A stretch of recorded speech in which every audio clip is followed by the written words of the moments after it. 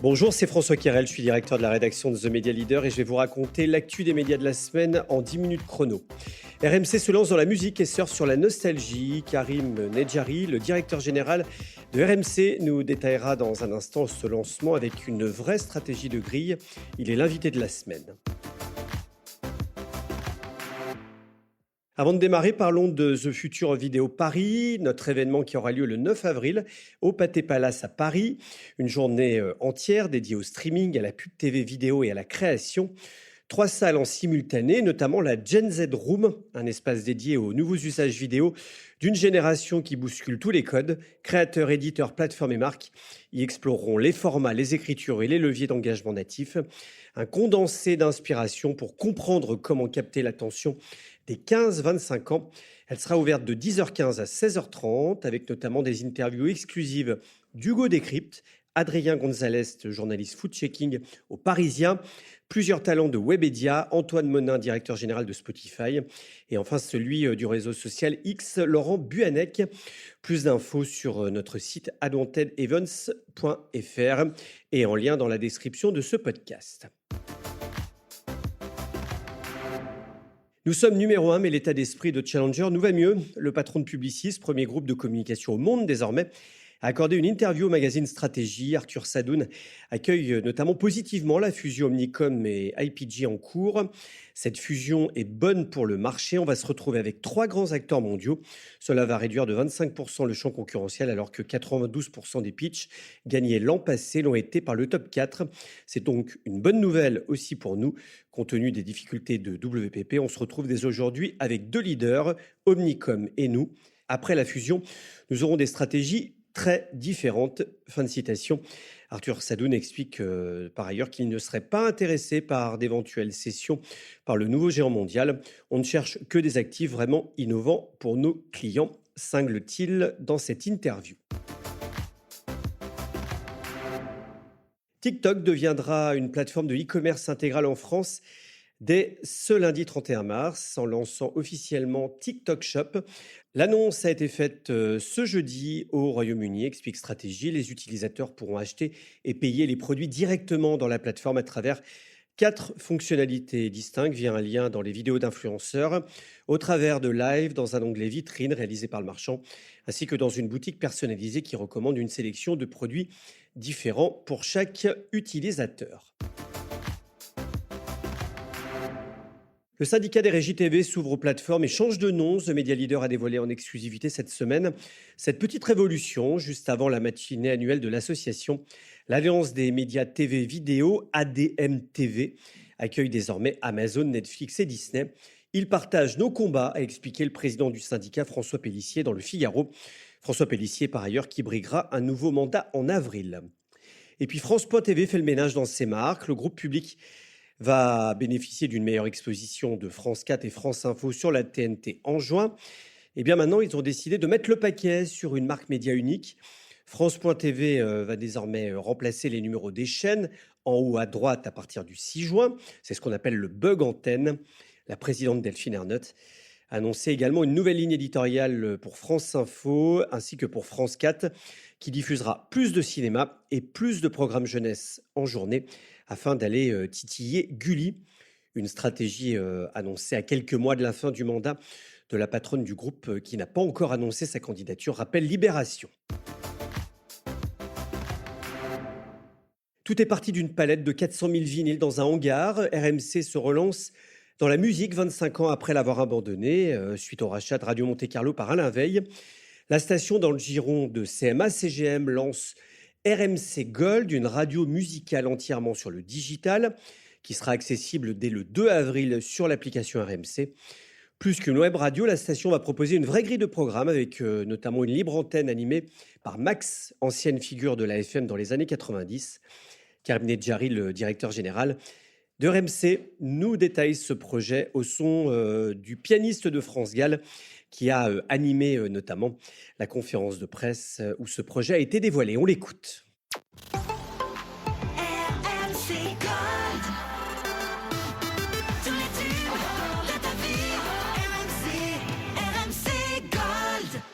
En fait, qu'est-ce qui aujourd'hui nous réunit ? regardez, à la fin d'un match de football, la première chose qu'on met aujourd'hui, la dernière fois au Stade de France, c'était I Will Survive. Et en fait, on se rend compte que le sport et la musique sont très liés. Et vous savez que le sport est une identité forte de RMC. Et on s'est dit comment allier cela. On est une radio qui est populaire, une radio de proximité, une radio qui veut fédérer. Et donc voilà pourquoi on a décidé de faire cette radio-là, qui, je pense, est un besoin dans notre société actuelle. Alors, RMC Gold, c'est quoi? C'est diffusé comment? Ce sera avant tout de la musique. La baseline, c'est tous les tubes de ta vie. À tout moment, tu pourras, toi, écouter la musique qui te rappelle un bon souvenir. Et dans un premier temps, on va commencer avec Humilité. En fin de soirée, à partir de 22h jusqu'à minuit, là, on aura une libre antenne dirigée par Max. RMC Gold, c'est un concurrent de Nostalgie, c'est ça? Moi, je pense que la nostalgie est d'époque. Je pense que la nostalgie a un véritable avenir. Et si je devais faire un clin d'œil à un concurrent, je ferais un clin d'œil à France Inter en disant c'est un remède à la mélancolie de notre époque, en tout cas, quoi. Voilà.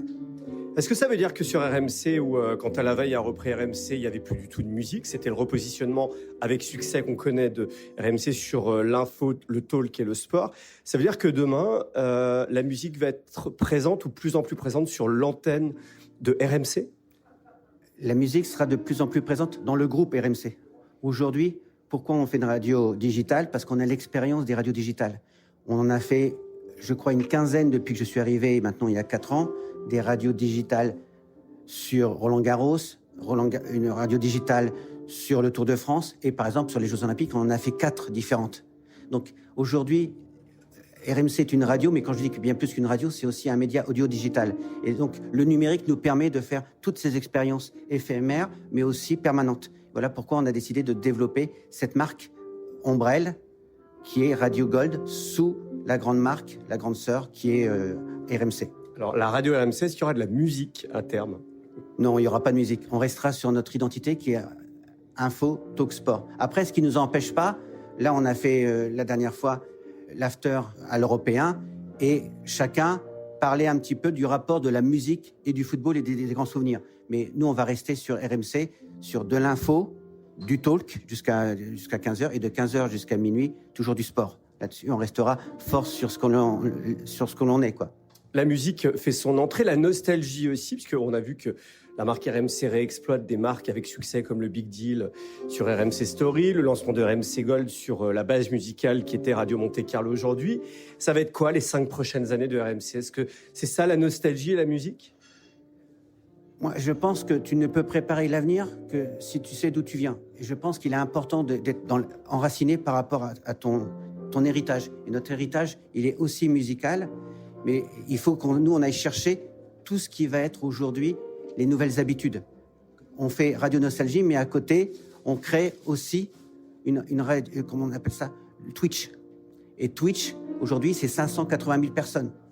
Donc, qui suivent, et c'est des jeunes de 18 à 25 ans. Donc, il faut qu'on soit dans notre époque, mais qu'on sache d'où on vient.